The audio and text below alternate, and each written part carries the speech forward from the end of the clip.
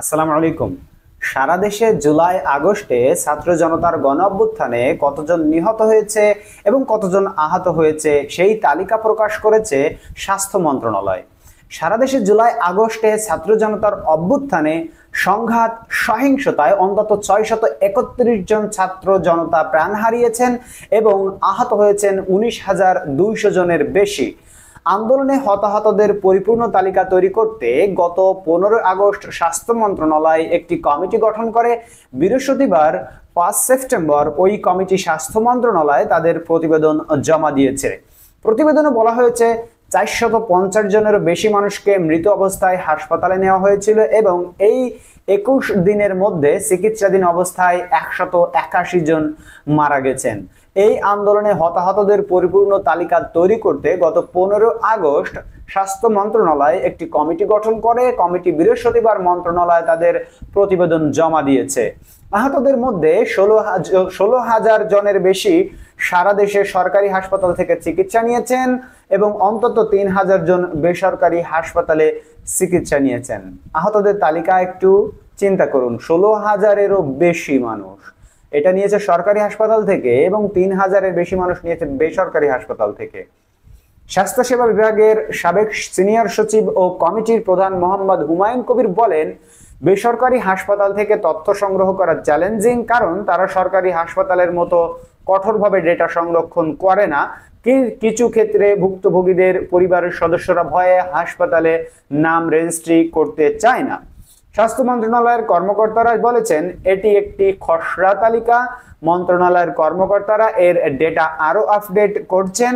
কাজ সম্পূর্ণ হয়ে গেলে এই তালিকা ওয়েবসাইটে প্রকাশ করা হবে এবং সেখানে আরো বেশ কিছু অতিরিক্ত তথ্য সংযুক্ত থাকবে। আমাদেরও ধারণা এই তালিকা আরো বাড়বে, শহীদদের তালিকা এবং যারা আহত আছে তাদের তালিকা।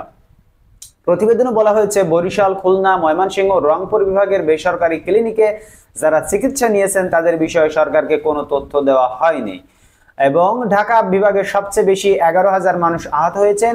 চট্টগ্রামে আহতের সংখ্যা দ্বিতীয় সর্বোচ্চ 2,000। প্রতিবেদন অনুযায়ী ঢাকা বিভাগে প্রাণহানিও ঘটেছে সর্বোচ্চ। এই বিভাগে নিহত হয়েছেন 477 জন। নিহতের সংখ্যা সবচেয়ে কম বরিশালে 1 জন। চট্টগ্রাম ও খুলনায় নিহতের সংখ্যা যথাক্রমে 43 ও 39 জন। আমাদের খুলনাতেও 43 জন 39 জন নিহত হয়েছে। যাদের হাসপাতালে ভর্তি করা হয়েছে তাদের মধ্যে 3,048 জনের অবস্থা ছিল গুরুতর, তাদের অস্ত্রোপচার প্রয়োজন হয়েছে। এছাড়া কমপক্ষে 535 জনে তাদের আঘাতের কারণে স্থায়ীভাবে শারীরিক অক্ষম হয়ে পড়েছেন।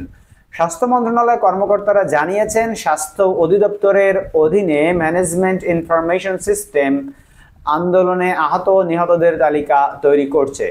তো এটা আসলে চূড়ান্ত তালিকা নয়, চূড়ান্ত তালিকা হয়তো আরো কিছুদিন বাদে পাওয়া যাবে, যেটা তারা আপডেট করে দেবে এবং তাদের ওয়েবসাইটে সেগুলো প্রকাশ করে দেবে। সেখান থেকে আমরা ডেটা নিয়ে আপনাদেরকে আবারও জানাইতে পারবো আসলে কত মানুষ শহীদ হয়েছে সেই তালিকাটি। ধন্যবাদ সবাইকে বন্ধুরা ভিডিওটি দেখার জন্য, এবং এই তালিকা কত বড় আপনারা দেখুন। এবং আরো তো অনেক অজানা তথ্য রয়েছে যেগুলো আসলে কোনো হাসপাতাল থেকে সংগ্রহ করা যায়নি, এমনকি যেগুলো পুড়িয়ে দেওয়া হয়েছে এবং যে লাশগুলোকে গুম করা হয়েছে সেই তথ্যগুলো কিন্তু এখনো পর্যন্ত মন্ত্রণালয় থেকে আপডেট জানানো হয়নি। তারা বলেছে সেগুলো আপডেট করে এরপর দেন তারা তাদের ওয়েবসাইটে প্রকাশ করে দেবে। বন্ধুরা, আমাদের চ্যানেলটিকে সাবস্ক্রাইব করতে ভুলবেন না। আমাদের এই ভিডিওতে একটি লাইক দিবেন। দেখা হবে পরবর্তী ভিডিওতে ইনশাআল্লাহ। এবং এই যে হাসিনার কুকর্ম, যে কত মানুষকে সে মেরে ফেলেছে, তার পেটুয়া পুলিশ বাহিনী এবং তার সহকারী ছাত্রলীগ, আওয়ামী লীগ দিয়ে, তার যুবলীগ দিয়ে, তার যে বাহিনীগুলো আছে সেগুলো দিয়ে কত শত শত মানুষ, হাজার মানুষের সে প্রাণ নিয়েছে। এবং এই ভিডিওটি বেশি বেশি করে শেয়ার করে দিবেন, আপনাদের কাছে একটাই অনুরোধ। দেখা হবে পরবর্তী ভিডিওতে ইনশাআল্লাহ। সে পর্যন্ত সকলে আল্লাহ তাআলার অশেষ রহমতে ভালো থাকবেন। আল্লাহ হাফেজ।